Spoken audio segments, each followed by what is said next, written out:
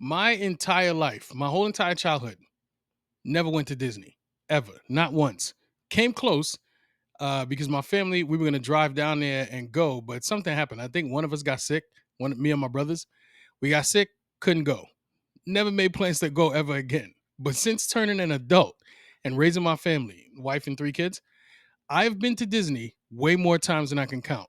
I mean, and I'm not joking. I've literally lost count of how many times we've been to Disney. As an adult, I'm not a Disney fan, but my wife is. She's a fanatic. Now, I'm telling you all this to say if you look at going on vacations as a project, which they are, planning a vacation is a project. It has a start and it has an end. You got to plan it. In that project somewhere, if you wanted to, you could create a risk register. A lot of projects require risk registers. Now, let's say that we drove to Disney. We never drove, we always fly. This very last time we went, we almost drove, but we decided against it once we saw like there was some tickets that was super cheap. Take the whole family down there and back for super cheap. So we did it. Um, Now let's just say we did drive though, right? We could say we could put together a risk register and put some risks in there for this trip, for the whole trip. But even just for the drive down there, we could put some risks in our risk register just for the drive down there, right? Here's what that looks like. You need to capture certain things on your risk register in order for it to be effective for you. You know what I mean? So here's what you put on there. One, you need a risk ID to identify each risk.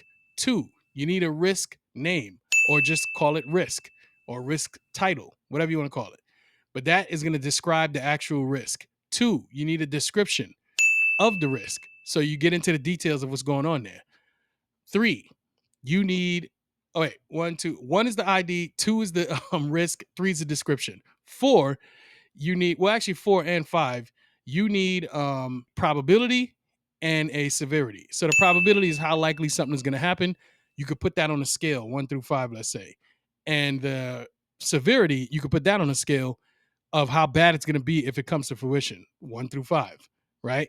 Where one is very unlikely, where five is highly likely. So that's your scale. And going back to probability, least likelihood of it happening could be a 1, and the 5 could be highly likely it's going to happen.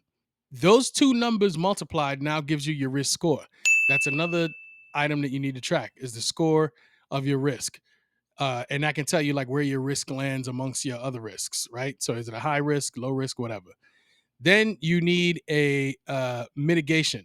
So the mitigation is what do you do to try to either reduce this risk or stop this risk, eliminate it, whatever? What do you do ahead of time to try to stop this from happening? And then you need your contingency plan, which is in case this thing actually does go down. Here's the steps that we're going to take to react to it, right? And then finally, you need an owner. Like who's going to manage this risk? Now, if we go back to the example of driving down to Disney, here is an example of a risk that I personally would put in SharePoint because SharePoint is just better for your risks than a spreadsheet. So as soon as I create the risk inside of SharePoint, then I automatically get a risk ID. SharePoint just does that for you. It creates a risk ID. So boom, got that out of the way. Next, I put in the name of the risk. So this could be the tire blowing out, right?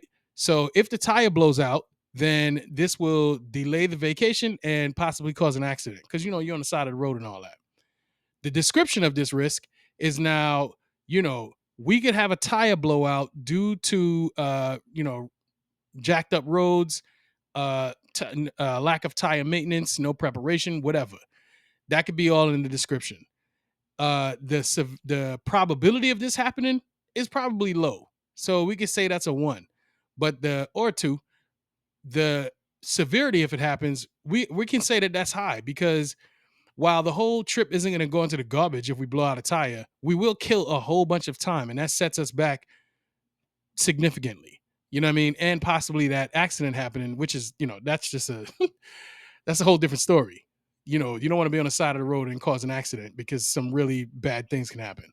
So mitigation, prep by checking your tires, take it in for some service, take the vehicle in for some service. Make sure that you have a spare tire. Make sure you know the number of roadside assistance. If you don't have roadside assistance, make sure you add that to your insurance. All kinds of things you can do to mitigate this risk. Actually, having the spare tire wouldn't be mitigating it.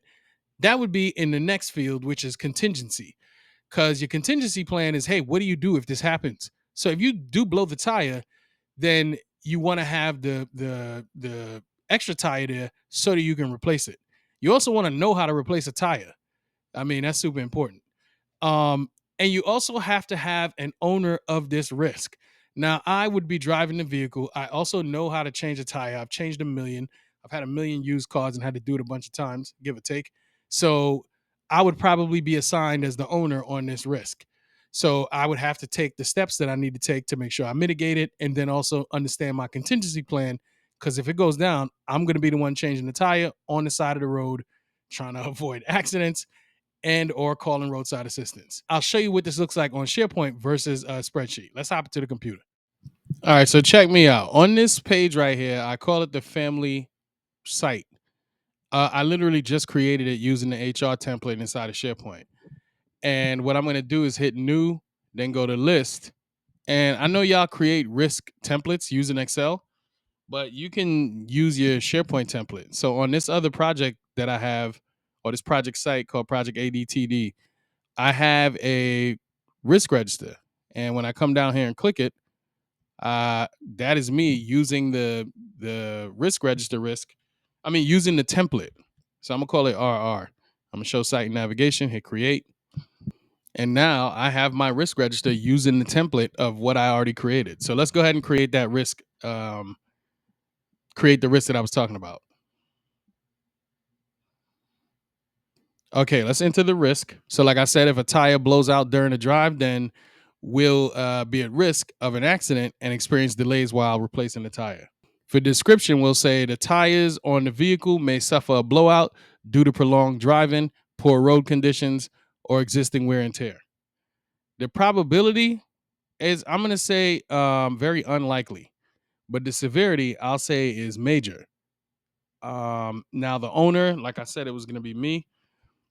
I'll type in my name and it'll pull it up because this owner field pulls up anyone inside of my organization.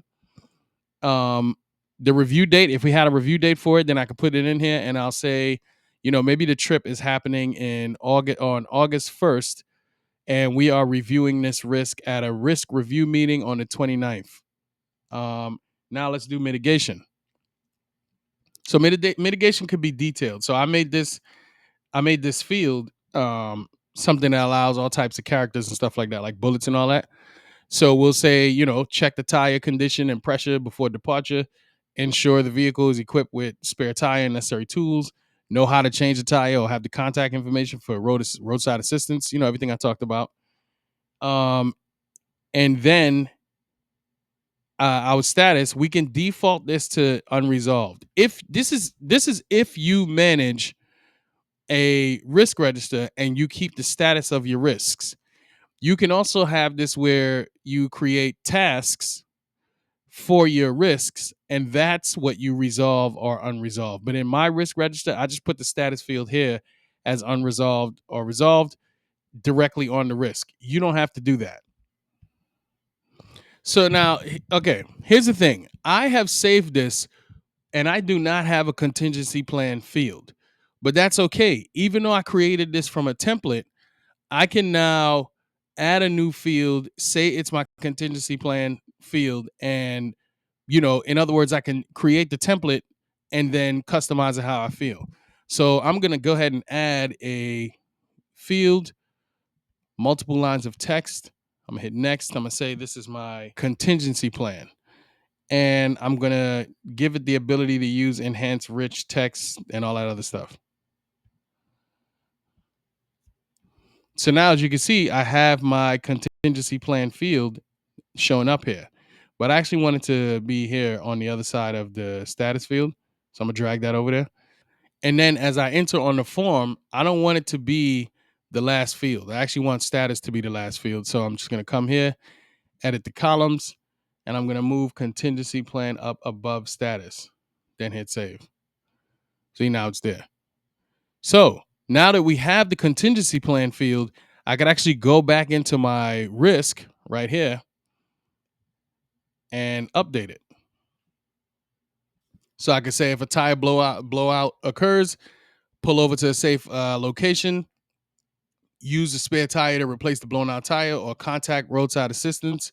If I'm unable to replace the tire, identify locations of nearby tire repair shops along the route for further assistance. I got options, is the whole point here. So I hit save, hit close, and that is my risk.